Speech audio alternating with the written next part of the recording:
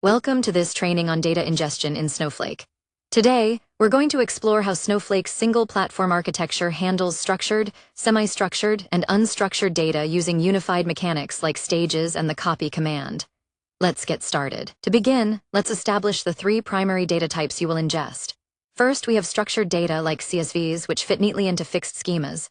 Second, we have semi-structured data such as JSON or Parquet, which Snowflake handles natively using the variant data type, allowing for flexible schemas without complex parsing upfront. Third, we have unstructured data like PDFs or images. Unlike traditional databases, Snowflake manages these files using directory tables to index file-level metadata. The common thread across all three is the Stagia repository where data lands before being loaded into tables. Whether internal or external, the stage is your gateway to the data cloud. This diagram illustrates the unified ingestion flow. On the left, we start with your diverse data sources. These flow into the staging area, which is central to Snowflake ingestion. From the stage, observe the three paths. Structured data moves directly to standard tables. Semi-structured data flows into variant columns, preserving its hierarchy. Unstructured data is indexed by directory tables. Finally, all three streams converge into the unified data cloud, allowing you to query across all formats simultaneously. Let's focus on structured data. The mechanics here rely on the copy into command, which moves data from a stage to a table.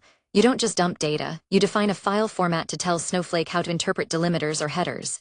Crucially, before running a full load, you can run the command in validation mode. This returns errors without loading data, saving you from partial loads. Also, notice that you aren't stuck with a one-to-one mapping. You can perform simple transformations, like reordering columns or casting data types, directly within your copy statement, removing the need for a separate ETL tool for basic tasks. This sequence diagram details the structured load process. First, the user stages the file.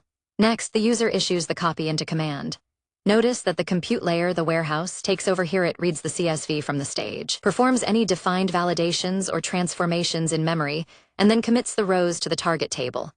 Finally, a success confirmation returns to the user. Moving to semi-structured data, Snowflake differentiates itself with the variant data type.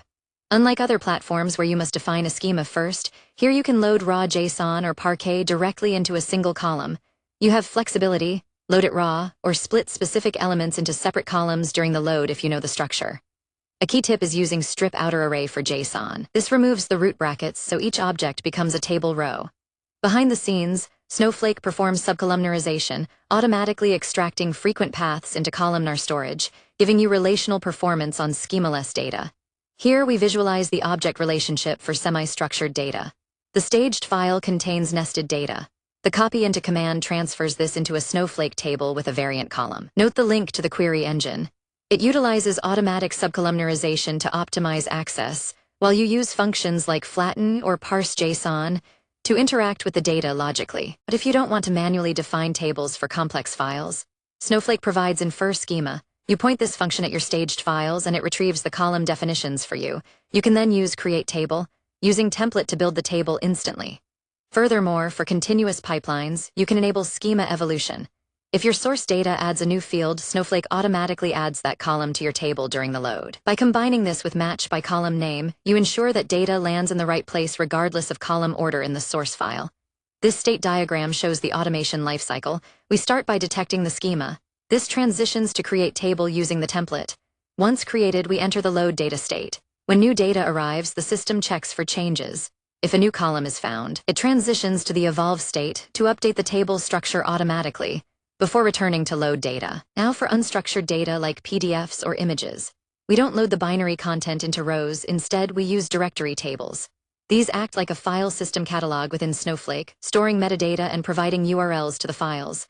To process this data, you generate scoped URLs, which grant secure, temporary access to the file. You can then pass this URL to a Java or Python user-defined function. For example, a Python UDF can use the Snowflake file class to open a PDF, extract text, and return it as a string. Additionally, Snowflake's document AI can natively extract structured fields from documents without custom code. Follow the flow from left to right. A PDF or image is uploaded to a stage. This triggers a refresh of the directory table, cataloging the file. We then generate a scoped URL from that catalog. This URL serves as the input for a Python or Java UDF. The UDF processes the file content and outputs structured data, effectively turning unstructured files into queryable insights. Finally, let's cover continuous ingestion. For file-based continuous loading, we use Snowpipe. It is event-driven. When a file lands in S3 or Azure, a notification triggers Snowpipe to load it automatically using serverless compute. However, if your data is generated as a stream of rows, like from Kafka, you should use Snowpipe streaming. This bypasses file creation entirely, writing rows directly to Snowflake tables via the API for lower latency. Both methods allow you to ingest data continuously without managing the compute resources yourself, optimizing both cost and speed. This diagram contrasts the two continuous methods. On the left, file-based ingestion uses cloud storage events to trigger Snowpipe, which copies files to the target table. On the right, row-based ingestion takes data from a streaming source and uses the Snowpipe streaming API to insert rows directly. Both paths converge at the target table, but the mechanism file copy vs. row insert defines the latency and architecture.